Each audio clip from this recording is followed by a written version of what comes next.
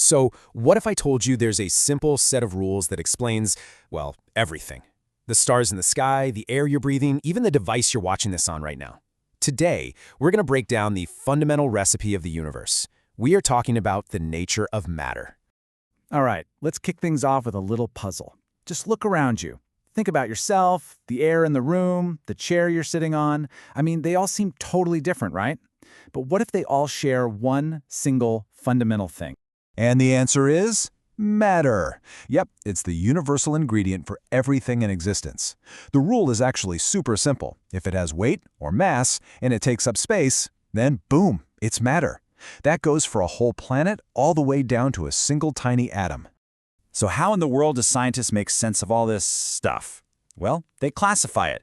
And here's our game plan for this explainer. We're going to start with the biggest split of all, then dive into the world of pure substances, take a tour of mixtures, see them go head-to-head, and finally, we'll see why any of this classification really matters.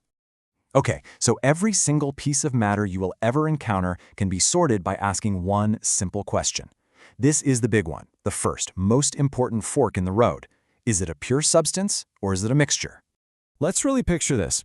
Over on the left, we've got a pure substance. See how every single particle is identical? It's all one thing. But now look to the right at the mixture. It's kind of just a jumble of different things all thrown together. You could, for instance, use a magnet to pull the iron bits right out. That's a physical separation. And that's the key. That simple test, can it be physically pulled apart, is always the first question we ask. All right, let's head down that first path on our map, the path of pure substances. Now you might think pure is the end of the line, but actually, the story gets even more fundamental from here. First up, we have the most basic thing of all, an element. Think of elements like the universe's ultimate Lego bricks. You just can't break them down into anything simpler. Gold is always gold, oxygen is always oxygen. They are the true rock-bottom building blocks of everything. So what happens when you click those Lego bricks together in a very specific, organized way? You get a compound. Now, this isn't just a random pile of bricks. The elements are chemically bonded. They're locked together. And they always follow a super strict recipe. For water, it is always exactly 2 hydrogen atoms for every 1 oxygen atom. That's what we call a fixed ratio. No exceptions. Let's look at a classic example, water. We all know it's H2O, but how can we actually prove it's a compound? Well, we can use a cool process called electrolysis. By passing a little electricity through water, we can actually snap those chemical bonds and separate the elements it's made from. You start to see all these bubbles of gas forming, which we can then collect and test. And this is just a brilliant way to see that fixed ratio rule in action. Every single time you do this experiment, you get exactly twice as much hydrogen gas as you do oxygen gas. It's a perfect 2-to-1 ratio every time. This proves that water isn't just some random mix. It's a compound with a strict, unchangeable chemical recipe. So that's the world of pure substances, all built from elements and compounds. But what about that other path from our Great Divide? Let's double back to that fork in the road and explore the wild and sometimes messy world of mixtures. It turns out mixtures have their own little division too. On one side, you have uniform mixtures, where everything is so perfectly blended you can't see the different parts. And on the other, non-uniform mixtures, where you can clearly see all the different bits, like, sand and water. The easy test? Just ask yourself, can I see the different components in there? Think about air, for example. To us, it just seems like one invisible, uniform thing. But if you could zoom way in, you'd see it's a mix of different gases, mostly nitrogen and oxygen, just kind of floating around and bumping into each other. The really important thing here is that they aren't chemically bonded.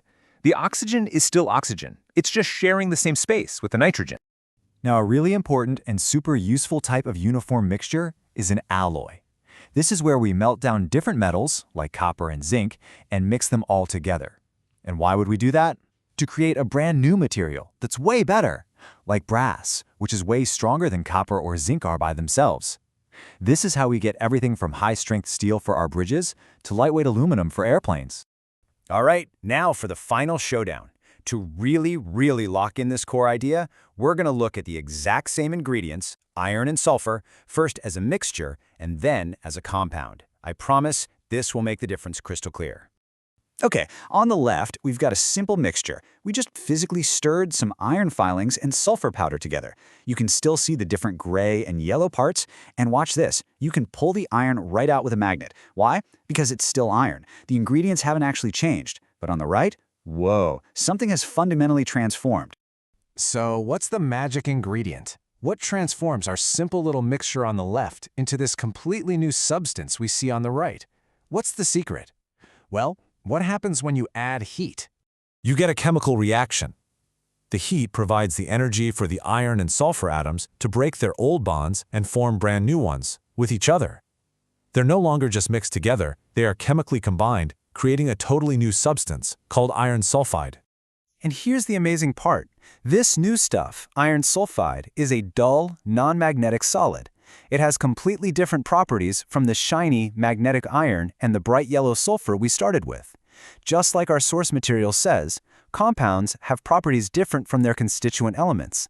It's a complete and total transformation. So, okay, we've built this whole classification system. But why? Why is it so important to know the difference between an element, a compound, and a mixture? I mean, what's the actual point? Because this isn't just theory in a textbook. Understanding how to separate, combine, and transform matter is the absolute foundation of almost all modern innovation. It's by understanding these very rules that we can create stronger alloys for building, design life-saving medicines, and develop all the new materials and technologies that shape our entire world. So I'll leave you with a little challenge. Look around you right now. Grab a glass of milk, or look at a gold ring, or maybe a piece of granite in a countertop. Using this framework we just built, how would you classify them? Start with that first big question. Is it a pure substance, or is it a mixture? The answers might just surprise you. Thanks for joining me for this explain.